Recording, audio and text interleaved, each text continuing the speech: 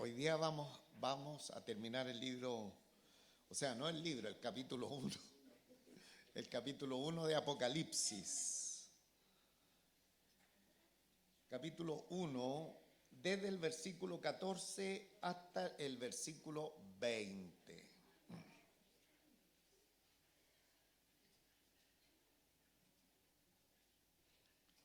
Apocalipsis capítulo 1, del versículo 14 hasta el versículo 20.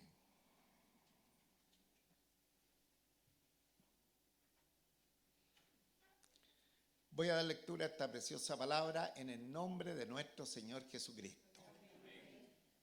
Su cabeza y sus cabellos eran blancos como blanca lana, como nieve, sus ojos como llama de fuego, y sus pies semejante al bronce bruñido, refulgente como en un horno, y su voz como estruendo de muchas aguas.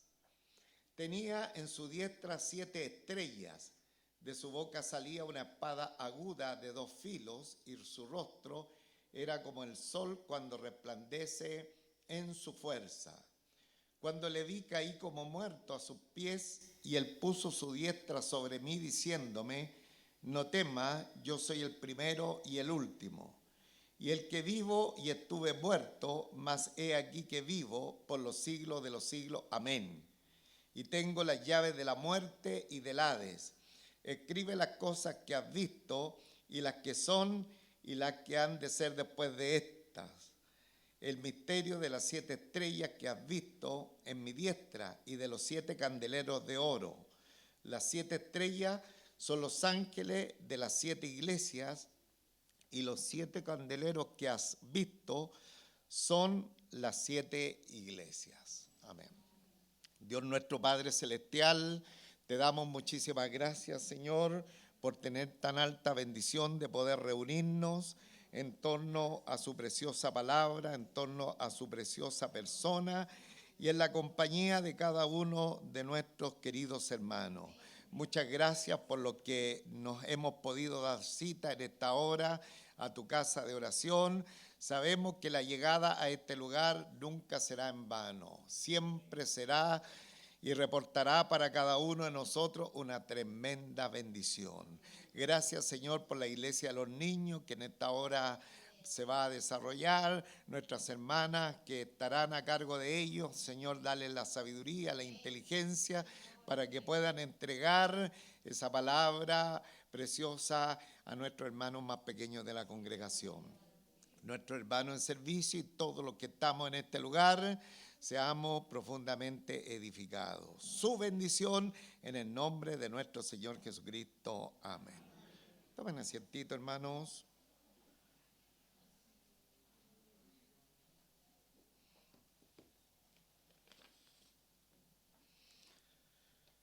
La semana pasada, hermanos, iniciamos o empezamos a ver el contenido de la primera visión que tiene el apóstol Juan a través de la revelación que le está recibiendo y que posteriormente se irán multiplicando a través del desarrollo de este libro de Apocalipsis. Y solamente quisiera, a un modo muy somero, muy escueto, muy tal vez sencillo, recordar cómo parte esta primera visión, y está enunciada en el versículo 12 y 13, que me van a servir estos dos versículos como introducción a los versos que tenemos en esta oportunidad. Dice el versículo 12: y me volví para ver la voz que hablaba conmigo, y vuelto vi 7 candeleros de oro. Entonces, aquí vemos cómo el apóstol Juan entra ahora a experimentar este éxtasis que Dios le está entregando, y donde va a recibir la revelación del Apocalipsis Y dice, y me volví para ver la voz que hablaba conmigo, y vuelto vi 7 candeleros de oro. Y una de las funciones fundamentales de los candeleros es sostener la llama, es decir, alumbrar. Y los candeleros de oro, según ya nos ha explicado la palabra del Señor, son las iglesias del Señor, son las 7 iglesias. Por lo tanto, la iglesia de nuestro Señor Jesucristo, ¿cuántos somos la iglesia de nuestro Señor Jesucristo? Todos. Tenemos la responsabilidad de alumbrar y de dar testimonio de la persona de nuestro Señor Jesucristo. ¿Ah? Ahí rápidamente tenemos esa responsabilidad porque cumplimos la función de candelero. La Biblia dice en Mateo 5, 14, 16, vosotros sois la luz del mundo, una ciudad asentada sobre un monte no se puede esconder, ni se enciende una luz y se pone debajo de un almud, sino sobre el candelero y alumbra a todos los que están en casa. Así alumbre vuestra luz delante de los hombres, para que vean vuestras obras y glorifiquen a vuestro Padre que está en los cielos. O sea, tenemos una tremenda responsabilidad porque a través de nuestra vida, a través de nuestro testimonio, el nombre del Señor puede ser glorificado. Amén. El versículo 13 dice que en medio de los 7 candeleros, a uno semejante al Hijo del Hombre, vestido de una ropa que llegaba hasta los pies y ceñido por el pecho con un cinto de oro. En medio de los 7 a uno semejante al Hijo del Hombre. Y aquí vimos una gran revelación que en medio de la iglesia, paseándose en medio de la iglesia, hay uno que es semejante al Hijo del Hombre. El título El Hijo del Hombre identifica al ministerio de encarnación o cuando estuvo nuestro Señor acá en la tierra, pero mayormente implica y reconoce su deidad, que Él es Dios. Entonces dice que en medio de los 7 candeleros, a uno semejante al Hijo del Hombre, que está en medio de su iglesia, vestido de una ropa que llegaba hasta los pies y ceñido por el pecho con un cinto de oro. Y aquí también nos fijamos un poquito en la vestimenta del Señor, que es la vestimenta de un sacerdote, pero tiene una particularidad, que está vestido como un sacerdote, pero no está ceñido en la cintura, que era la función de los sacerdotes, entre otras, especialmente interceder por el pueblo, sino también servir cuando estaban ceñidos en la cintura. Aquí la escritura dice que ceñido por el pecho con un cinto de oro.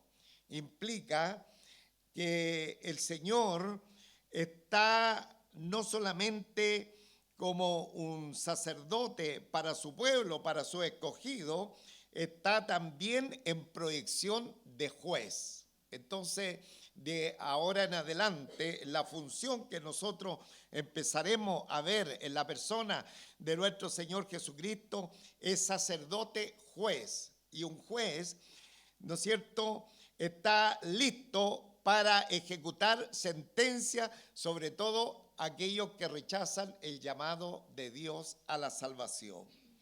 Muy bien, habiendo sencillamente dicho o recordado lo que vimos la semana pasada, parte de lo que también escudriñamos, vamos por favor a nuestro texto en el versículo 14. Toda nuestra atención al versículo 14.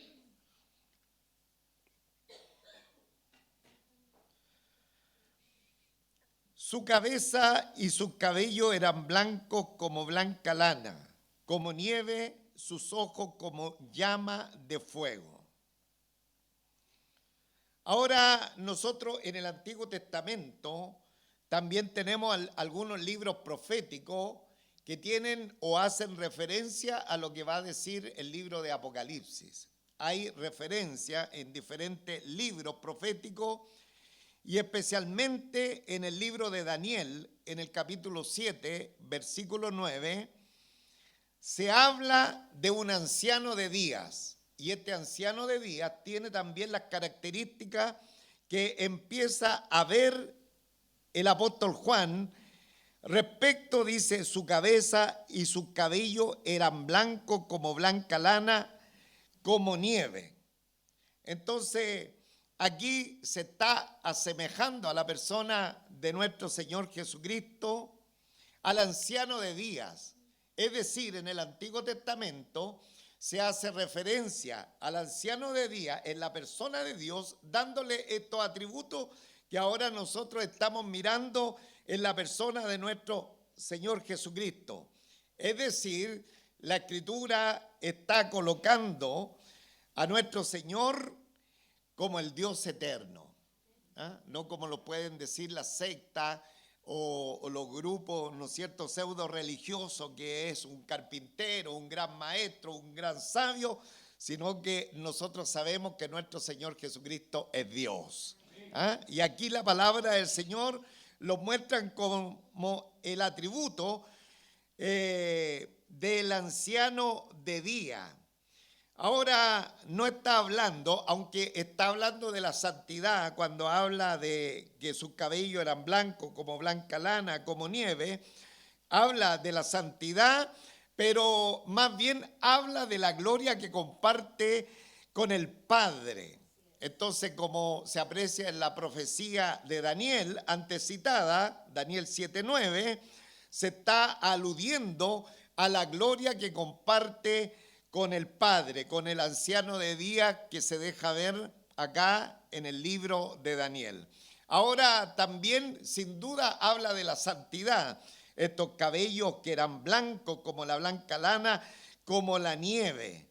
Establece, hermano, la realidad de la santidad, de la pureza de nuestro Señor. Nos recordamos de un texto que decíamos a voz en cuello cuando predicamos al aire libre, a la usanza que hace buena parte de los creyentes en este país. Decíamos, venid luego, dice Jehová, y estemos a cuenta. Si vuestros pecados fueren como la grana, como la nieve serán emblanquecidos, y si fueren rojos como el carmesí, vendrán a ser como blanca lana. Ahí están los dos elementos que nos muestra aquí la palabra del Señor, que dice su cabeza y su cabello eran blancos como blanca lana, como nieve. ¿Ah? En ese texto del libro de Isaías se habla de la blanca lana y también de la nieve.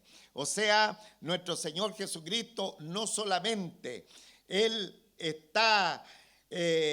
tiene la gloria que comparte con el Padre, sino también es eterno y también santo. Eso es lo que nos está hablando la palabra del Señor en esta primera parte, identificando de alguna manera a la persona de nuestro Señor Jesucristo en su estado presente, en su estado de glorificación. Recordemos que la humanidad, la gente y buena parte de la iglesia del Señor siempre nos quedamos en el concepto de nuestro Señor en su encarnación. Siempre lo vemos cuando su naturaleza divina de pronto ha sido restada en su encarnación, y muchas veces lo vemos con nuestras mismas características, pero nuestro Señor no solamente tiene esa característica en su encarnación hace 2000 años, sino que en este momento Él está glorificado. Él tiene toda autoridad y todo poder. Entonces, aquí estamos mirando la etapa de glorificación que hoy día tiene nuestro Señor Jesucristo. Es muy importante esto, que conozcamos quién es la persona de nuestro Señor Jesucristo. Y el texto también dice, su cabeza y su cabello eran blancos como blanca lana, como nieve, sus ojos como llama de fuego. Es decir, aquí el apóstol Juan está mirando los ojos del Señor y lo describe como llama de fuego. ¿Ah?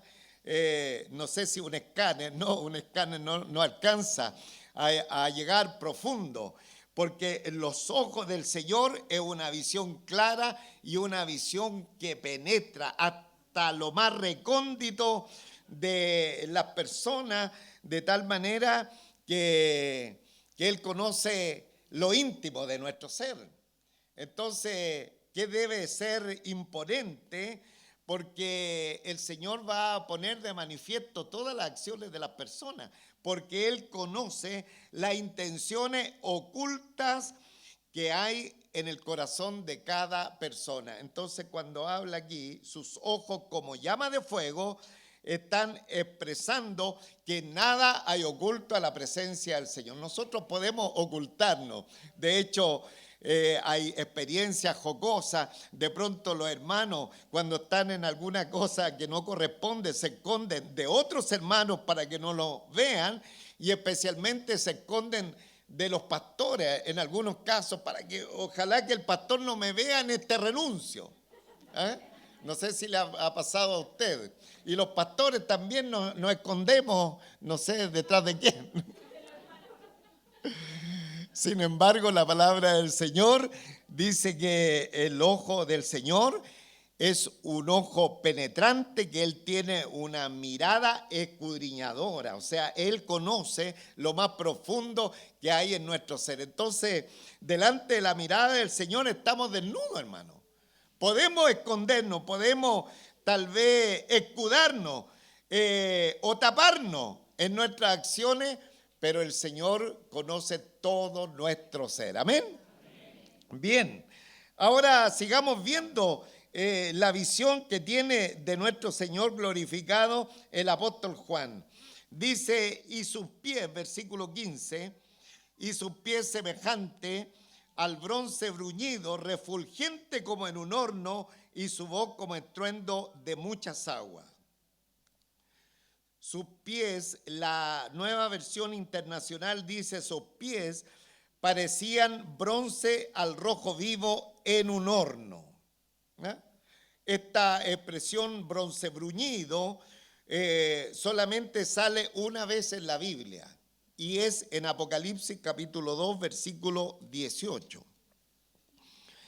Dice, y escribe al ángel de la iglesia en Tiatira, el Hijo de Dios, el que tiene ojos como llama de fuego y pies semejante al bronce bruñido. Dice esto, y lo entendemos mejor en la NBI, que dice, sus pies parecían bronce al rojo vivo en un horno. O sea, amados hermanos, se está hablando de un material brillante, de un aspecto tan brillante, y dice en un horno caliente, que es como en ese horno que está ardiendo. Ahora, la visión del Señor tiene que ver para que nosotros lo conozcamos en su gloria. Nosotros lo conocimos a nuestro Salvador en su etapa de humillación. Así se llama el ministerio de la encarnación, su etapa de humillación. Pero hoy día nuestro Señor está como Él es en su etapa de glorificación, hermano. Y es necesario, es menester que como creyentes nosotros conozcamos quién es nuestro Señor y quién es nuestro Salvador, y cuál es su aspecto, cuál es su disposición. Y como hemos dicho anteriormente en los primeros versos, en el versículo 15, que Él está fungiendo como sacerdote, pero también Él está preparando su camino para ser el juez de los hombres. Entonces, eso es lo que estamos mirando en este momento. Alguien dice, ¿y eso qué tiene que ver con nosotros?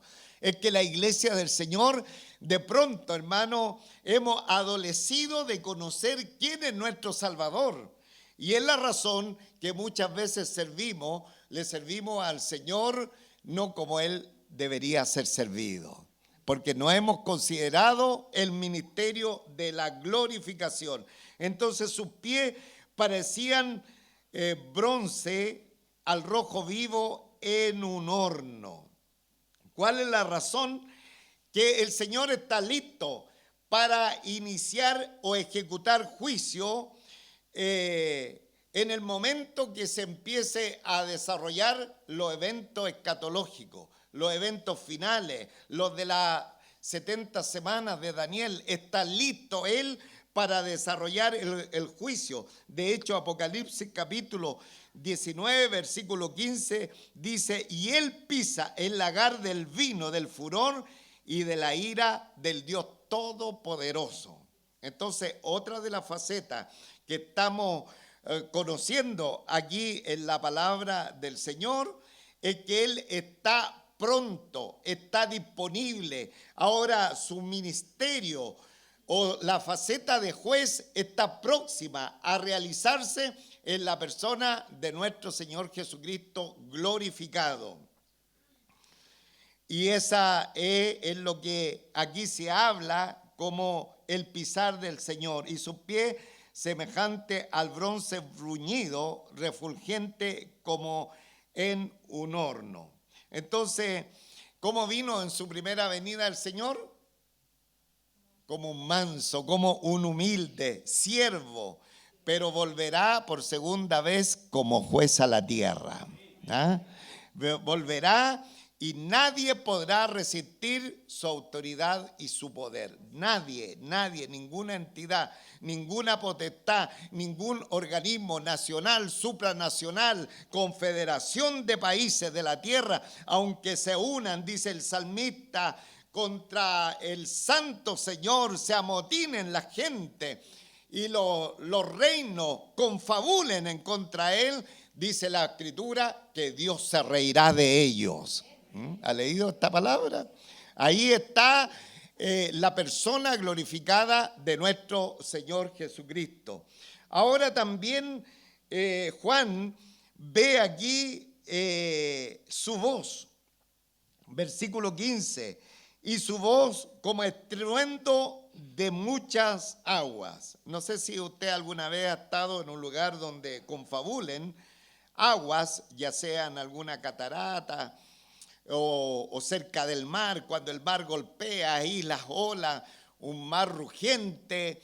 Es impresionante porque el ruido del agua es tremendamente amenazante. Bueno, aquí dice que su voz como estruendo de muchas aguas. Es decir, que a la voz del Señor, hermano, no hay nada que se pueda mantener en pie, porque la intervención del Señor vence cualquier obstáculo que el hombre pueda colocar. Cualquier oposición que un hombre pueda colocar en contra de Dios va a ser derribada.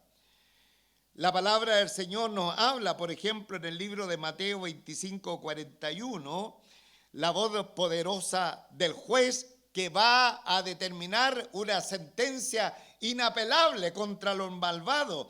Y dice, apartado de mí, maldito al fuego eterno, preparado para el diablo y a sus ángeles. O sea, Dios tiene determinado tener un fuego eterno para Satanás el diablo y los ángeles caídos. Sin embargo, a causa del pecado, mucha gente se va a unir a ello en condenación por una eternidad sin fin. Esa es la función de juez judicial que tiene nuestro Señor y que también la habla acá, porque su voz es como estruendo de mucha agua. O sea, cuando Él habla, su sentencia es inapelable. Dice Mateo 25, 46, e irán esto al castigo eterno. Entonces, la voz del Señor, hermano, es una voz poderosa. Como dice aquí la palabra del Señor, como estruendo de muchas aguas. De hecho, van a haber algunas resurrecciones, pero al final de los tiempos van a resucitar aquellos que murieron sin salvación, hermanos, y para su destino eterno de condenación. La voz del Señor, esa voz poderosa, como una gran cascada de agua, se dejará notar y ejecutará la sentencia. Juan capítulo 5, versículo 28 al 29 dice, no os maravilléis de esto, porque vendrá hora cuando los que están en los sepulcros oirán su voz. ¿Es poderosa la voz del Señor? Imagínense, los que están en los sepulcros, desde Adán en adelante, que murieron sin creer en la persona del Señor, en toda la época de la creación hasta la venida de Él, dice que estos oirán su voz. Así es la voz del Señor, como estruendo de muchas aguas. Y los que hicieron lo bueno saldrán a resurrección de vida, mas los que hicieron lo malo a resurrección de condenación. Esta es la realidad. Tal vez el mundo, hermano, querrá hacer lo del destino final como algo jocoso, como algo no veraz. Pero ¿cuántos saben que Dios no miente? Que la palabra del Señor es veraz, ella se va a cumplir, y que la voz del Señor es como un estruendo de muchas aguas. Toda la iglesia, y sus pies semejante al bronce bruñido, refulgente como un horno, y su voz como estruendo de muchas aguas. Ese es nuestro Señor. Recuerde, tiene función de sacerdote. Ahora con su pueblo nosotros estamos disfrutando del sacerdocio de nuestro Señor Jesucristo. Es algo tan interesante porque Él está intercediendo por nosotros dentro de sus funciones sacerdotales. Pero también Él se está mostrando, como lo he dicho anteriormente, como juez, anticipando lo que será aquellos que sistemáticamente rechazan el pregón del Evangelio, el llamado a la salvación. ¿Cuántos saben que el Señor no quiere la muerte del pecador? Como dice la Escritura, que Él no quiere la muerte del pecador, sino que el tal se arrepienta y viva. Y nuestro Señor Jesucristo dice que nadie viene a Él, al Salvador del mundo, si el Padre no lo trae, no lo trae. Y es muy importante, hermano, que nosotros sepamos lo que ahí el texto bíblico dice. Si el Padre no lo trae, y el texto bíblico, en el fondo, lo que la palabra que quiere decir, si el Padre no lo arrastra. La función del Padre es arrastrar a la persona, a la persona del Salvador, de tal manera que ninguno se pierda y todos vengan al arrepentimiento. Entonces, hermano, el Señor no quiere la muerte del pecador, sino que el tal se arrepiente y viva. Pero el que sistemáticamente rechaza el pregón del Evangelio, rechaza la invitación del Señor, desafortunadamente, para los tales, dice aquí la Escritura, oirán la voz del Señor como estruendo de muchas aguas. Muy bien, vamos por favor al versículo 17. Tenía en su diestra 7 estrellas. De su boca salía una espada aguda de 2 filos, y su rostro era como el sol cuando resplandece en su fuerza. Hermano, pienso que ya varios de ustedes saben cómo poder interpretar aquí este verso de la Escritura, porque es interpretado por la misma palabra del Señor. ¿Qué serían estas 7 estrellas? ¿Qué serían estas 7 estrellas? Versículo 20. El misterio de las 7 estrellas que has visto en mi diestra y de los 7 candeleros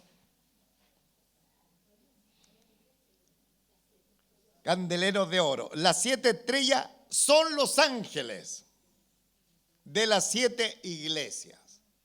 Entonces, dice, y vamos a aprovechar de adelantarnos para ir ya desarrollando el versículo 20, es decir, vamos a llegar hasta el 19, porque dice aquí, tenía en su diestra 7 estrellas. Yo le puse aquí en mis notas, puntito, puntito, las 7 estrellas son los ángeles de las 7 iglesias.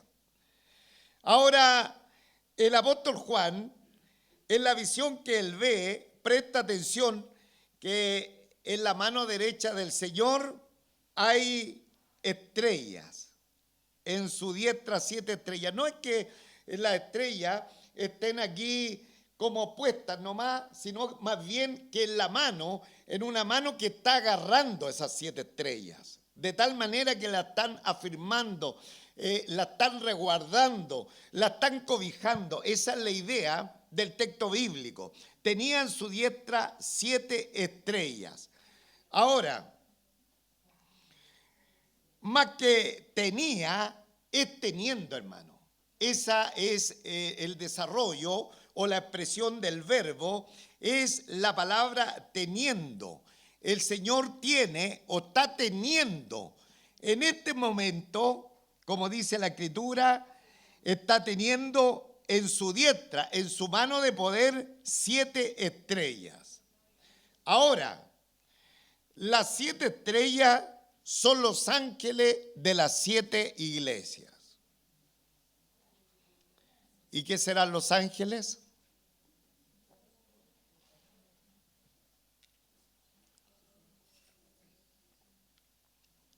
Los ángeles de las 7 iglesias es difícil de interpretar. Es difícil de interpretar quiénes son estos ángeles de las 7 iglesias.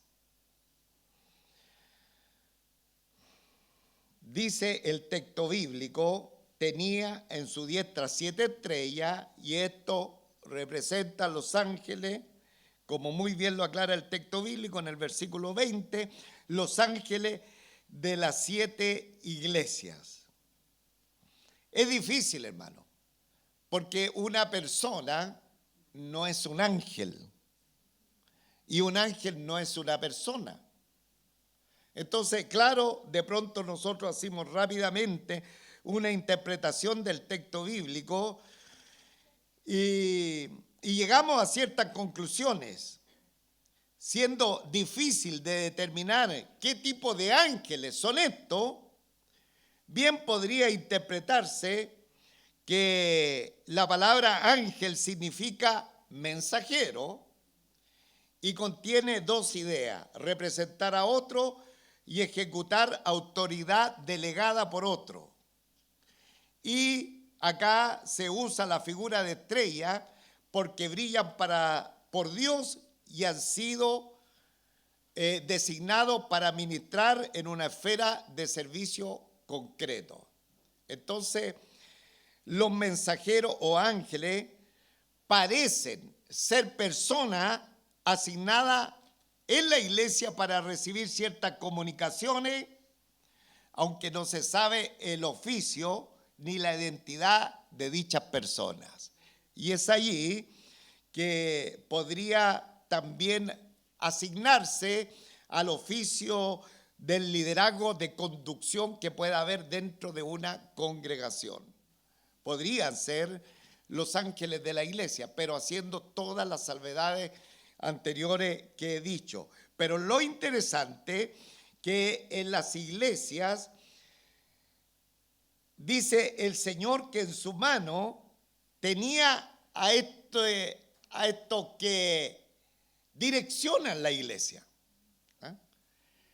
Y ahí que mucha interpretación simplemente dice, no, ellos son los pastores de la iglesia, por ejemplo, o el liderazgo de la iglesia, aquellos que transmiten la sana doctrina, la santa palabra del Señor, que van conforme a lo que estipula la palabra del Señor.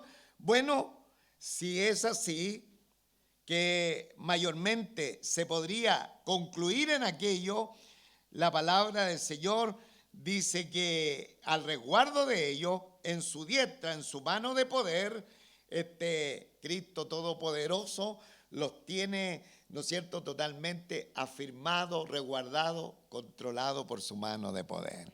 Bendito sea el nombre del Señor. O sea, de alguna manera, mis amados en el Señor, la iglesia ha pasado por diferentes etapas. Y nosotros, por ejemplo, vemos la tremenda persecución en el siglo I, segundo, tercero. Ahí hay otros incidentes que van en contra de la iglesia del Señor, pero la iglesia siempre ha prevalecido, en primer lugar, porque el Señor de la iglesia está en medio de ella caminando, y en segundo lugar, Él mantiene en su mano, Él mantiene en su resguardo quienes podrían estar direccionando la iglesia del Señor. Amén. Qué grande es el Señor, porque nunca nos ha dejado solo, todo lo contrario. Sin embargo, Él nos tiene en su mano. Y dice, tenía en su diestra 7 estrellas. Y 7 implica la totalidad de la iglesia del Señor. ¿Ah? La iglesia que están allá en la China, que están en Australia, que están en los países más recónditos de la tierra. Ahí el Señor en su mano preciosa tiene también el control de su iglesia. ¿Cuántos le dan un fuerte aplauso al Señor?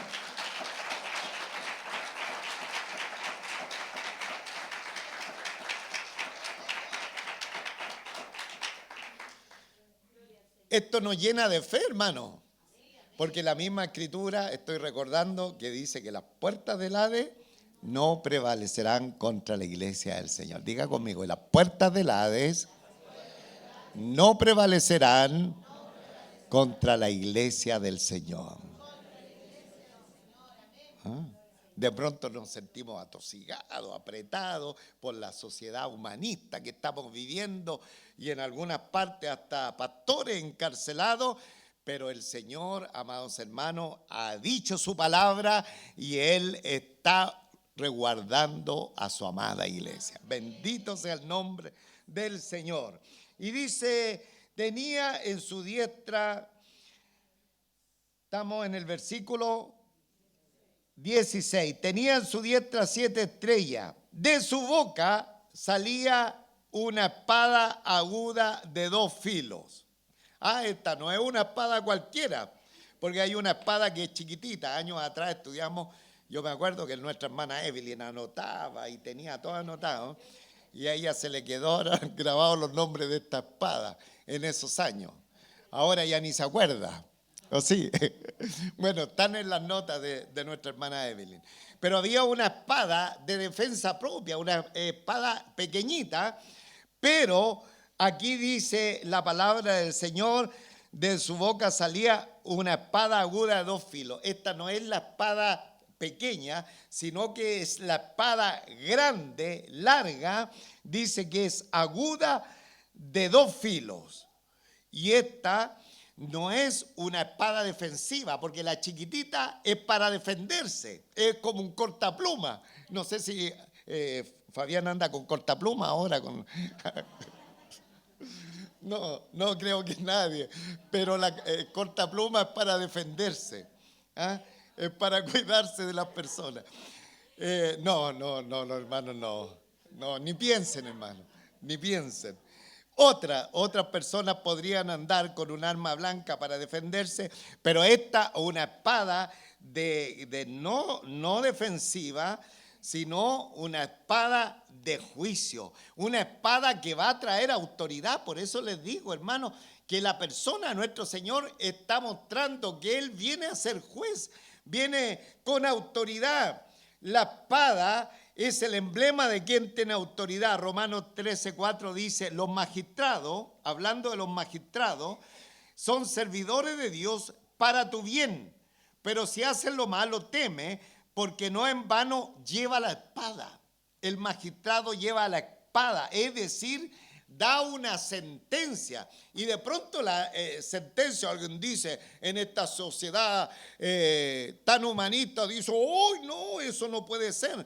Pero la palabra del Señor dice que los jueces deben llevar la espada para dar sentencia y castigar al malo, hermanos. Porque servidor de Dios para tu bien, pero si haces lo malo, teme, porque no en vano lleva la espada, pues el servidor de Dios vengador para castigar al que hace lo malo. Entonces, esta espada que se le ve al Señor, dice que es una gran espada que tiene dos filos, de dos filos, ¿no? O sea, que actúa en todo tipo de dirección, hermanos, para herir al contrario, para hacer juicio a los enemigos. Es una espada bien afilada. Entonces, Dios actuará en juicio contra aquellos que no se arrepientan, hermano. Dios actuará en juicio contra aquellas personas que han recibido a diestra y a siniestra la revelación del Evangelio. No solamente usted le ha predicado el Evangelio a nuestro Señor Jesucristo, sino que le ha predicado los cielos, la naturaleza. Los cielos cuentan la gloria de Dios y el firmamento anuncia las obras de sus manos. O sea, a través de la naturaleza, Dios le está predicando a los hombres: ven a mí, le dice el Señor. Y no solamente la naturaleza, sino también la conciencia, hermano. Por lo tanto, nadie podrá decir: yo nunca escuché el pregón del Evangelio, porque Dios ha usado a diferentes instrumentos, especialmente aquellos que ya estamos en la fe, para predicar el Evangelio de nuestro Señor Jesucristo.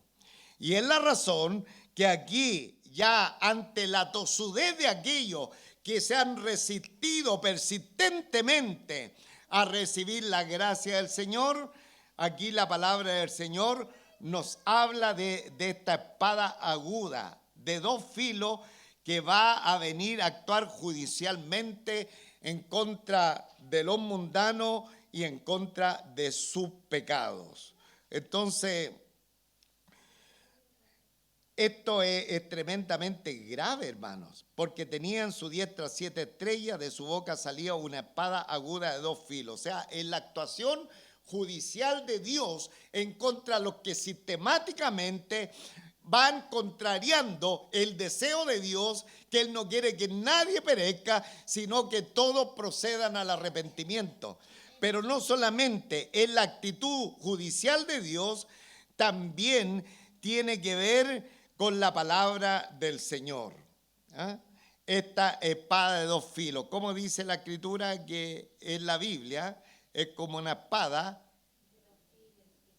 que penetra, una espada de doble filo que penetra hasta partir el alma, discierne los pensamientos, se mete más adentro hasta la coyuntura, hasta lo más profundo de nuestro ser.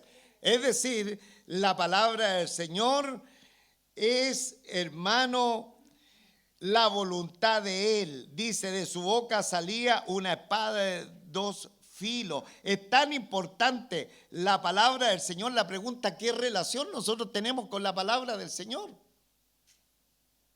Si es una espada de doble filo, ¿qué relación personal como creyente tenemos con la palabra del Señor?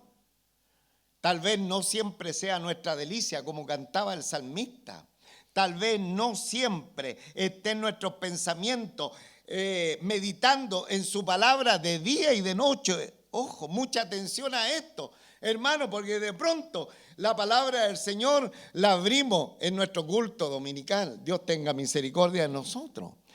Sino que todo lo contrario, sabiendo que la palabra del Señor tiene autoridad, ella tiene que estar constantemente siendo vida en nosotros y marcando presencia en nuestro diario vivir. La palabra del Señor, porque esta también es una espada aguda de dos filos. Estamos mirando cómo es nuestro Señor, hermanos. ¿Qué les parece? Tenía en su diestra 7 estrellas, de su boca salía una espada de dos filos y su rostro era como el sol cuando resplandece en su fuerza. ¿Ah? Así era el rostro del Señor. Era como el sol cuando resplandece en su cenit, cuando es un tiempo de verano y el sol está potente ahí. Así se ve la cara del Señor. El Antiguo Testamento llama a nuestro Señor el sol de justicia. ¿Ah? Él va a resplandecer en su primera venida. Dice el profeta Isaías que lo vieron sin atractivo para que le deseemos. Su gloria estaba velada en el ministerio de la humillación, pero en el ministerio de la glorificación resplandece como el sol de justicia en toda su plenitud. Esa es la manera, esa es la forma de nuestro Señor en este momento, hermano. No es un diosito, no es el tatita, no es el viejito de barba, porque de pronto, hermano, nosotros nos equivocamos tremendamente cuando empezamos a achicar la grandeza del Señor, hermano. Y escuchamos esta expresión, el tatita, el viejito, el ancianito de día. No, porque Él, amados hermanos, está en toda su gloria y en toda su plenitud en estos momentos en medio de su iglesia. Entonces, hay un total contraste entre el Cristo que aparece en los evangelios y el que aparece acá en el Apocalipsis. Es el mismo, pero ya su función ha cambiado, amado en el Señor. Ahora ya terminamos en el versículo 17, 18 y 19. Cuando le vi, caí como muerto a sus pies. O sea, la visión de gloria del Señor dejó a Juan, hermano, totalmente desmayado. La pregunta es, ¿qué nos pasa a nosotros con la visión del Señor? A Juan, por lo menos, dice que caí como muerto a sus pies. ¿Por qué? Porque él estaba viendo la gloria de Dios, la majestad del Señor. Y eso es importante, que nosotros como creyentes siempre estemos mirando la majestad y la gloria del Señor. Porque cuando lo miramos como el carpintero de hace 2000 años, lo colocamos incluso a nuestro nivel, hermano. Pero lo principal, que hoy día ya no es el carpintero de Nazaret. Ya no está en su ministerio de encarnación, sino que está en su glorificación. Y Juan dice que simplemente cuando ve este cuadro, mire Juan lo que le pasó. Cuando estaba con el Señor en su ministerio de encarnación y ellos estaban cenando, ¿qué hacía Juan? No tenía ningún problema de recostarse en el pecho del Señor.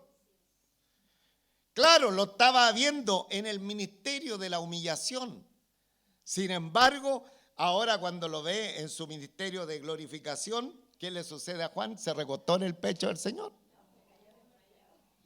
Cuando le vi, caí como muerto a sus pies. Diga conmigo, cuando le vi, caí como muerto a sus pies.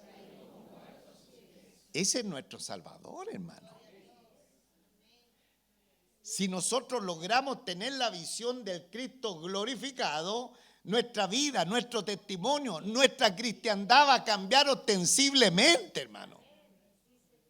Y esa es la labor que el diablo ha hecho hasta este día, no solamente en los no creyentes, sino también en los creyentes, solamente que estemos desenfocados en el ministerio de gloria de nuestro Señor.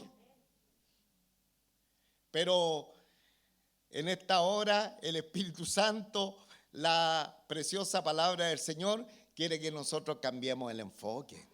Que cambiemos el enfoque, porque desde el momento que cambiamos el enfoque, amados hermanos en el Señor, nuestro servicio, nuestro amor al Señor va a cambiar ostensiblemente. Yo tuve alguna experiencia tremenda, extraordinaria, y recuerdo, siendo niño, conocer tanta gente que parece que eran tan simples, tan sencillos dentro de la cristiandad, pero parecía que tenían el enfoque del Cristo glorificado.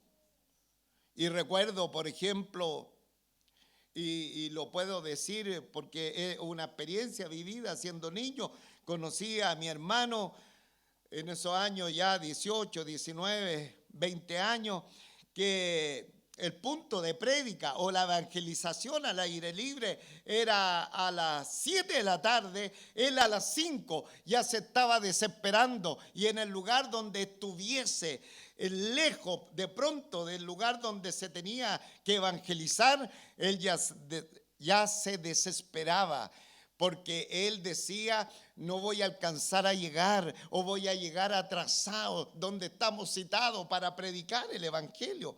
Y eran las 5, las 6 de la tarde. Conocí otro varón que siempre lo colocamos también como ejemplo, y conocí varios de estos, pero este es un ejemplo muy emblemático. Esta persona tenía 7 hijos, y los 7 hijos, ellos fueron educados en la universidad, con buenas profesiones, educados en todos sus años de estudio. Y él, el único trabajo que tenía era ser taxista. Y bajo esa connotación, usted notará en aquellos años muy difícil el costo, el valor en el tema de las universidades. Sin embargo, ese hermano que yo conocí lo tenía, ¿no es cierto?, el único ingreso de la familia, porque su esposa se dedicaba a la familia. Bueno, un tremendo trabajo ahí con los 7 hijos. Hubo 8, parece. Sin embargo, ese hermano que era taxista, a las 6 de la tarde, él bajaba, ¿no es cierto?, el letrero de taxi, y dejaba de trabajar porque era hora de irse a predicar el evangelio de nuestro Señor Jesucristo. Dígame, ¿Dios habrá sido fiel o no con ese hermano? Fue muy fiel, nunca le faltó, y sus 7 hijos, él los crió con educación de alto nivel por la gracia y la misericordia del Señor. Entonces, cuando vemos hoy día que todos nos asustamos para servir al Señor, para entregar al Señor lo mejor, como dice una alabanza: da lo mejor al Maestro, tu juventud y tu vigor, da la impresión que estamos mirando al Cristo encarnado, al Cristo del ministerio de la humillación, al Cristo que vino como un manso y humilde siervo. Pero no nos hemos dado cuenta que el Cristo que nos muestra la Biblia es un Cristo glorificado. Que el Señor nos ayude a tener esta visión. Insisto, parece que antes los hermanos tenían más este enfoque, pero ahora el Señor nos está hablando a cada uno de nosotros. Y dice, estaba en el versículo, los hermanos, ustedes me ayudan, 17, cuando le vi caí como muerto. Ahora voy en un tobogán. Cuando le vi caí como muerto a sus pies, y él puso su diestra sobre mí, diciéndome: no temas, yo soy el primero y el último. Es decir, a ver, Juan, mira, tú tienes que temerme, obvio, Juan, tienes que temerme, pero el temor tuyo no es un temor de miedo, es un temor de reverencia. O sea, nosotros tememos a Dios, y el temor de reverencia es un temor de obediencia. Eso es lo que quiere el Señor, no el temor de miedo. Los que deben tener miedo a este Cristo glorioso son los no creyentes. Entonces el Señor viene y le dice aquí a su siervo: cuando le vi, caí como muerto. Él puso su diestra sobre mí, diciéndome: no tema. No tema, yo soy el primero y el último. O sea, yo soy el primero, no es el primero en la creación, sino soy el que hice todas las cosas. Soy de la edad pasada hasta la eternidad sin fin. Soy el que soy el primero y el último, y el que vivo y estuve muerto. Nosotros, hermanos, servimos a un Dios vivo. Ahora, este Dios vivo está para darnos a nosotros vida. La iglesia del Señor es la iglesia del Dios vivo, hermano. El Dios vivo, el Dios que da vida, que transforma nuestra muerte en vida. Él dice: yo soy la resurrección y la vida. El que cree en mí, aunque esté muerto, vivirá. Es el Dios a quien nosotros servimos, hermano. Un Dios vivo, un Dios de vida. Nos da vida. Y todo aquel que vive y cree en mí no morirá eternamente. Y estuve muerto. ¿Y por qué murió? Murió por nosotros. Estuve muerto. Él gustó la muerte por nosotros. Pero Él estuvo muerto, como dice aquí, y estuve muerto, mas he aquí que vivo. O sea, nunca, nunca más voy a morir, sino que siempre estaré vivo. ¿Ah? Hay una película.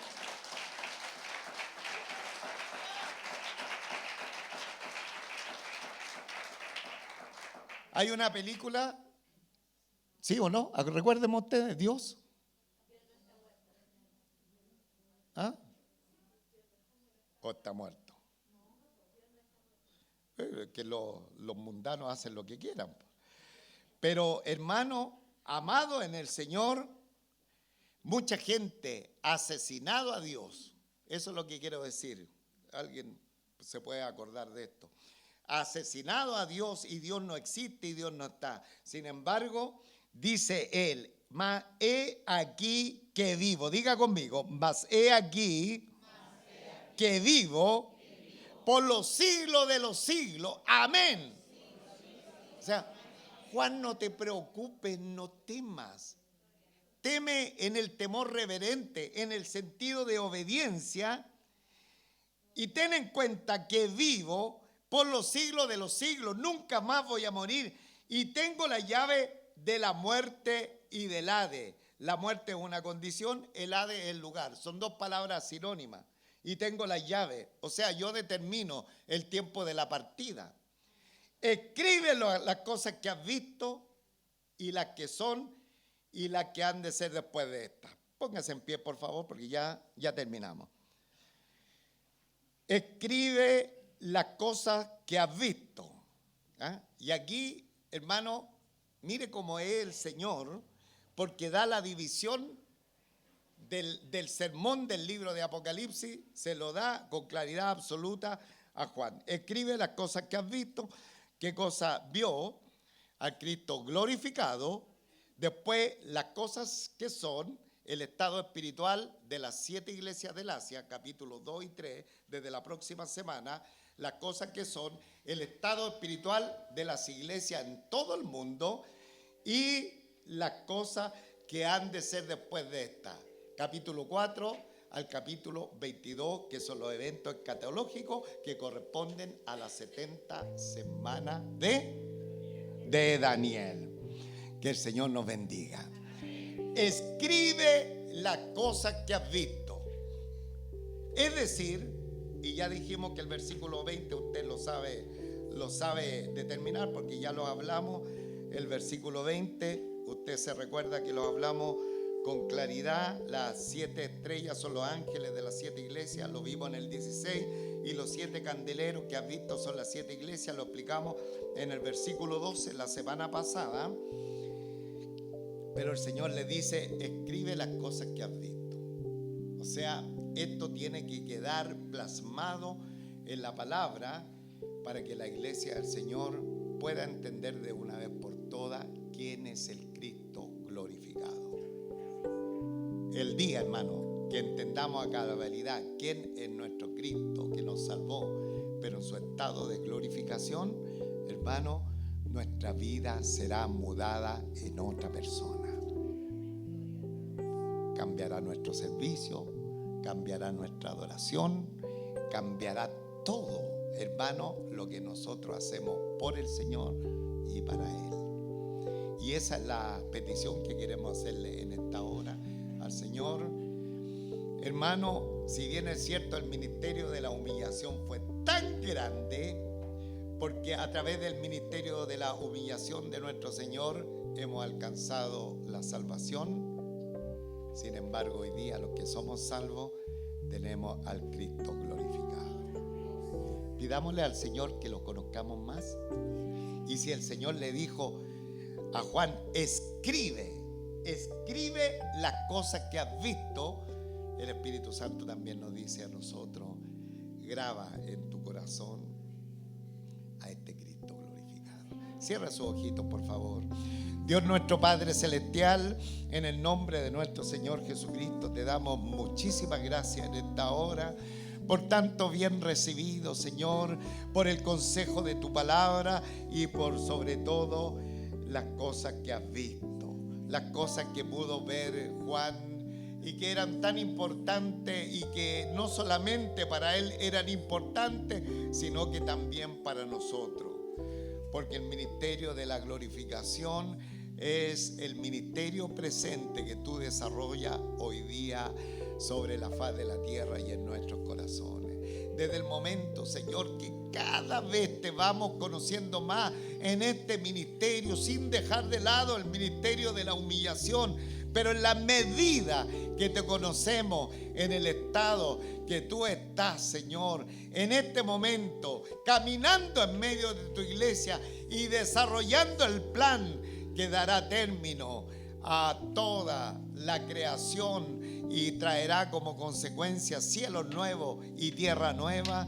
Señor, en esa etapa, Señor, tenemos que conocerte cada día más, porque es la forma, es la manera que nuestra vida será mudada en otro hombre.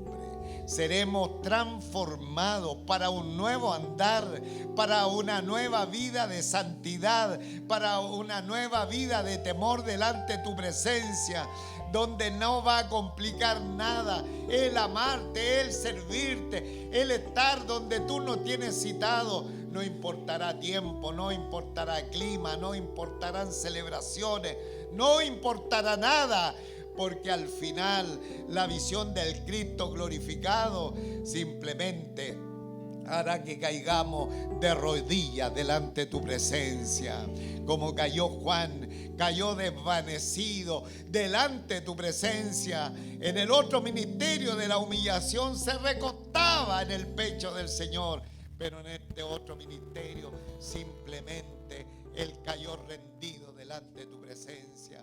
Señor, ayúdanos. Ayúdanos a rendirnos delante de tu presencia, no tener miedo de ti, todo lo contrario, temor reverente, sabiendo que tú vives para siempre, que es por los siglos de los siglos, que tienes la llave de la muerte y del Hades. Qué tremenda bendición, que aunque pasemos por valle de sombra y de muerte, sin embargo el único que tiene las llaves de la vida y de la muerte eres tú, mi Señor. No pasará un día antes ni un día después en que tú no hayas determinado el momento de nuestra ida a la presencia tuya. Gracias, Señor, gracias, que podamos junto con Juan no solamente escribir estas palabras de Cristo glorificado, sino que todo lo contrario, grabarla en lo más profundo, en las tablas de nuestro corazón, grabar la figura excelsa, gloriosa, maravillosa, poderosa del Rey de Reyes y Señor de Señores. Gracias, Señor, gracias. Así lo rogamos por nosotros, pero también rogamos por aquellas personas que aún no conocen al Señor Jesucristo, porque ese Cristo que en la persona de Dios está atrayendo a personas a los pies de Jesucristo. Ese Cristo se ofrece hoy día también como el Salvador, pero que desafortunadamente, que si no se entrega el corazón a Él, un día ese Cristo será juez. Así lo hemos visto en tu palabra. Por lo tanto, amado Señor, oramos por aquellos que no tienen una relación con el Señor Jesucristo, que cuanto antes puedan venir en fe y en arrepentimiento, fe en la obra que nuestro Señor Jesucristo hizo en la cruz del Calvario por redimir nuestros pecados, su muerte redentora, el derramamiento de su sangre, su entierro, su sepultura y su resurrección. Que más de alguien crea a esta gran obra de salvación y pueda venir en fe y en arrepentimiento y alcanzar el regalo más grande que hombre alguno puede alcanzar, que es la salvación de su alma, el perdón de sus pecados. Ven a Cristo, ven hoy a Él. Él te está llamando. Dice su palabra que en medio de la vida también tenemos la muerte. Ven a Jesucristo, ven sin tardar. Amada iglesia del Señor, y cada día grabemos en nuestro corazón a este Cristo glorificado. Así como escribió Juan las cosas que has visto, grabemos en nuestro corazón al Cristo de gloria que está en medio de nosotros. Oramos en el nombre de nuestro Señor Jesucristo. Amén, amén. Gloria a Dios.